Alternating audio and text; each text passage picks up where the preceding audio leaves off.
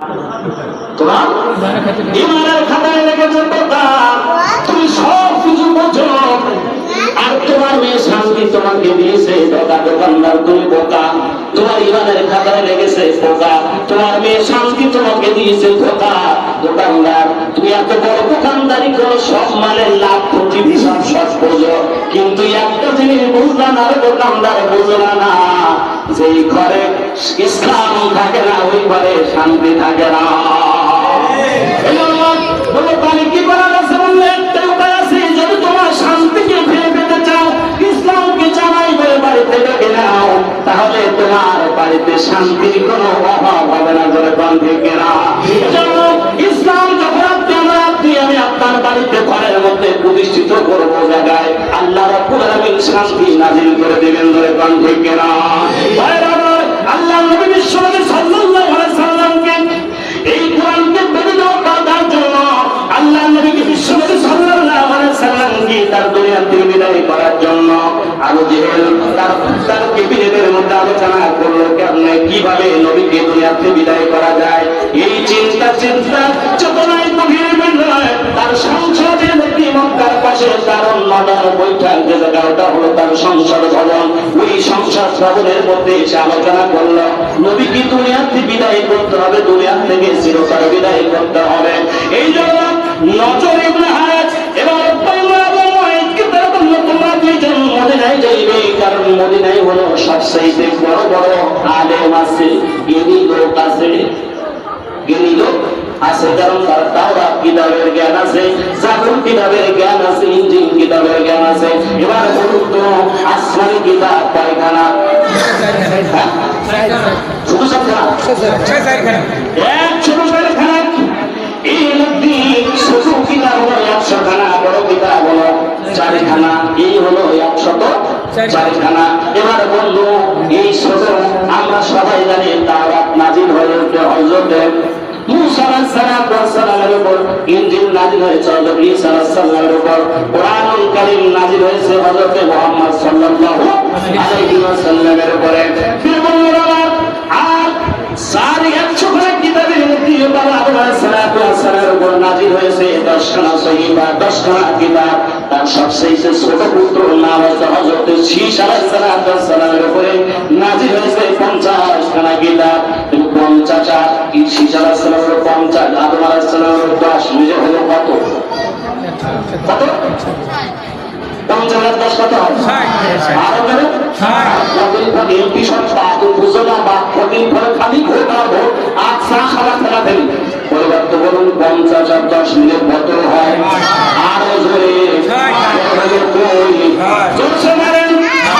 আর কেনা কিতাব এই 60 কেনা গেল। আর আল্লাহর নবী হযরত ঈসা আলাইহিস সালামের উপর 30 খানা, 37 মিলে কত হলো? 90 খানা। আমাদের সবার মুসলমানদের জাতির পিতার নাম কি? আর হলো ইব্রাহিম আলাইহিস সালাম। মুখে মুখে বলার হয়ে গেল নাকি?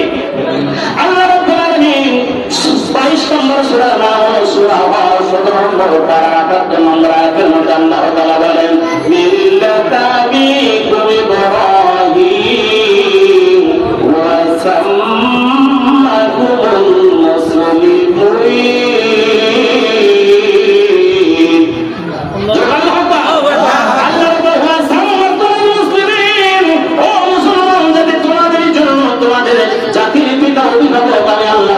করলাম সেটা হলো নবী ইব্রাহিম। আল্লাহু আকবার। আমাদের জাতির পিতার নাম কি? জাতির পিতা হলে প্রিয় হওয়া যায় না, জাতির পিতা হতে হলে আগুনের পরীক্ষা দিতে হয়। জাতির পিতা হলে নিজের সন্তানকে জমা করতে হয়। বৃদ্ধ বয়সে 99 বছর বয়সে একটা সন্তান আল্লাহ দেন, ওই সন্তানকে কুরবানি দিয়ে তাই জাতির পিতা হওয়া লাগে। জোরে কান ঠিক না? জাতির পিতা জোর করে সাজাই দিলে জাতির পিতা হয়? জোরে কোন হয়? জাতির দিলে যতক্ষণ ভয় পায় মানবে, কিন্তু আপনি সে জাতির পিতা। জোরে কোন? এবার বলুন তো আমাদের ধর্মের নাম কি? এটা কোরআনে আছে। আল্লাহ বলেন 3 নম্বর সূরা 3 নম্বর 19 নম্বরে আল্লাহ তাআলা বলেন ইন্নাদ-দীনা ইনদাল্লাহিল ইসলাম।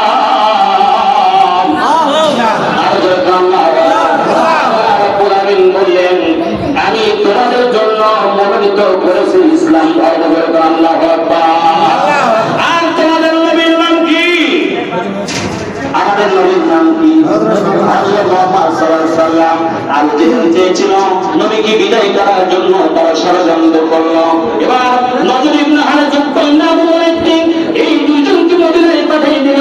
মদিনায় সেই ইহুদি সবচেয়ে বড় যে আলেম ছিল তার নাম আব্দুল্লাহ ইবনে সুরিয়া। আব্দুল্লাহ ইবনে সুরিয়ার কাছে বলল আমাদের দেশে একজন পাগল আছে, একজন পাগল আছে। এই পাগল সাধারণ পাগল না, এ পাগল বলে আল্লাহর নবী। আল্লাহর নবী বলে দাবি করে। তুমি পাগলের ধরন কেমন? বলে পাগলকে পাগলগুলোর গায়ে ময়লা থাকে, চুলগুলোই ময়লা থাকে, দাঁতে সেটা থাকে, পরনে 10টা সালা থাকে। এইটা হলো আসল পাগল, ঠিক না? তোমাদের যে পাগল পাগলের টুকরা দাও।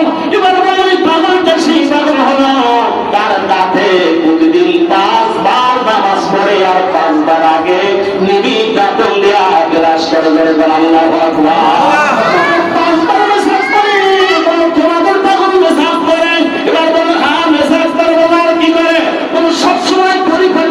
সুন্দর থাকে তার চেহারা দেখলে যারা নুরানি নূর চমকায় ভেতরে আল্লাহু আকবার। এই লোকটা তোমরা কেন পাগল বলো? এই লোকটাকে জীবনে করে মিথ্যা কথা বলেছে। উকবা ইবনে আবু ওয়াইদ নজর ইবনে হারিস জীবনে কোনোদিন মিথ্যা কথা বলে পাগল বলে না। জোরে বলো আল্লাহু আকবার। কোনোদিন মিথ্যা কথা বলে না, যার জীবনে কোনো মিথ্যা নাই, যে এত পরিবারে ওই লোকটা তোমরা পাগল বলো কেন? বলো পাগল বলি সাথে ও বড় নবী দাবি করে আমাদের রাষ্ট্র ক্ষমতা দখল করতে চায়, এই জন্য পাগল বলি। ইংলিশ জেলে দেয়, কারণ যদি ইসলাম কায়েম হয়ে যায়, দিন কায়েম হয়ে যায়, মতের মহাকার খাওয়া যাবে না, মদ খাওয়া যাবে না।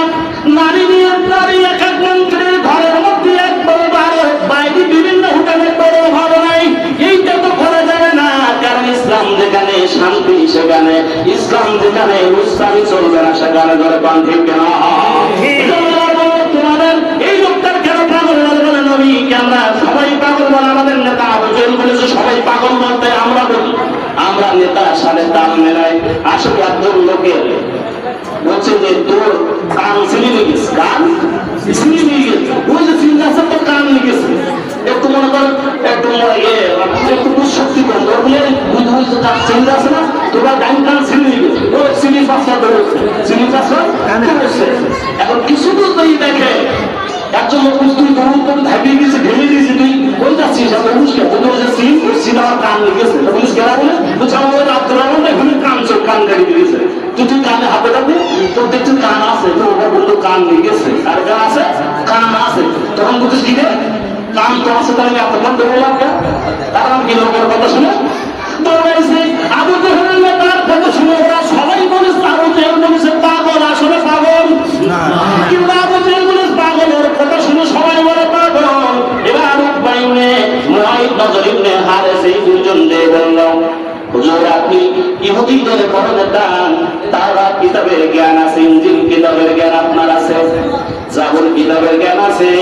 বলছে হ্যাঁ আমাদের কিতাবের মধ্যে সব জায়গায় লেখা আছে শেষ নবী যিনি হবেন তিনি হিজরত করে মদিনায় আগমন করবেন। ধরে আল্লাহু আকবার, আরো ধরে আল্লাহু আকবার। পবিত্র কোরআনুল কারীমের মধ্যে এই কথাটা নিয়ে আসছে আল্লাহ রাব্বুল আলামিন সমস্ত মানব জাতিকে জানানোর জন্য। আল্লাহ সুবহানাহু ওয়া তাআলা পবিত্র কোরআনে 8 নম্বর সূরার নাম হলো সূরা আনফাল 9 নম্বর পারা 30 নম্বর আয়াতে উল্লেখ করেছেন। আল্লাহ বর্ণনা করেছেন সূরা বিসমিল্লাহির রহমানির রহিম ওয়া ইয ইয়ামকুরু বিকাল্লাযীনা কাফারু লিয়াথবিতুকা ওয়া ইয়াকতুলুকা ওয়া ইউখরিজুকা ওয়া ইয়ামকুরুনা ওয়া ইয়ামকুরুল্লাহ। আল্লাহ বাড়ি দিতে জোরে বলো আল্লাহু আকবার।